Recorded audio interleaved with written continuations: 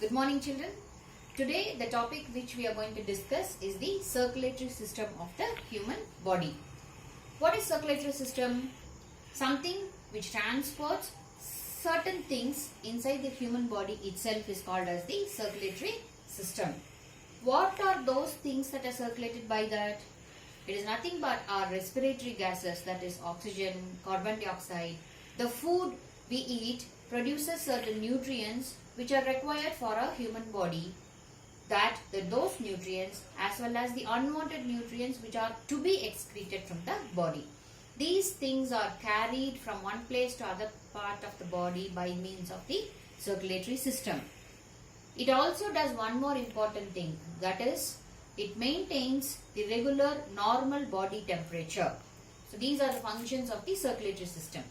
Now, the circulatory system consists of three major parts. One is the heart, next one is the blood, and the other one is the blood vessels. So now let us talk about the heart.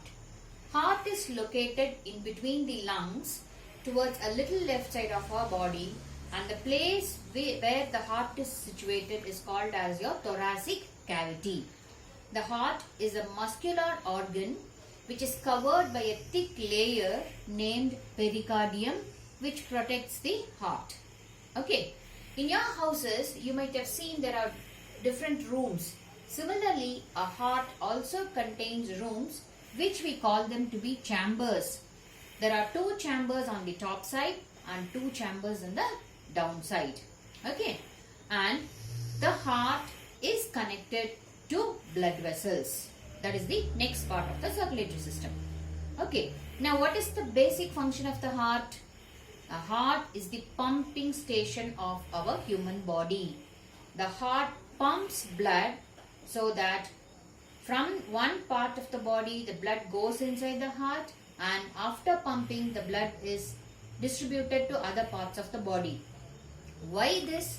Because certain portion of our blood is impure, and this is carried into the heart by means of veins, which is one of the blood vessels. When the veins carry the blood inside the heart supplies oxygen to the blood, and the pure blood is distributed to the body by means of another blood vessel called as the artery. Okay, so veins and arteries. There is one more thing called as the capillary. Capillaries are the link between these tubes which unites these tubes so that the passage of the blood doesn't get disturbed at any point of time. So we've seen heart and we've seen the blood vessels. What are the three blood vessels? Arteries, veins and capillaries. Now we are talking about the heart and the blood vessel. Now what happens to blood?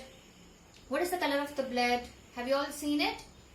Okay. So the color of the human blood is red in color because blood again has three components, that is RBC, which is called as the red blood corpuscles, WBC, white blood corpuscles, and the blood platelets. These three components play a vital role in maintaining the immune system of our body, that is fighting against the diseases, and also they help in containing the hemoglobin level of our body. So these, I'll tell you one more example. Just extend your arm and press your fingers smilingly here and listen with silence for a minute. Can you see some vibration inside your hand? Yes, this is called as our pulse. This pulse is created by the flow of blood inside our body. So now can you understand that blood moves from one part of the body to the other part of the body? This movement is basically carried out by the circulatory system, and that is how our body is functional, right? So, heart, blood vessels and the blood, these three components constitute to form a circulatory system, right? You understand that? Thank you.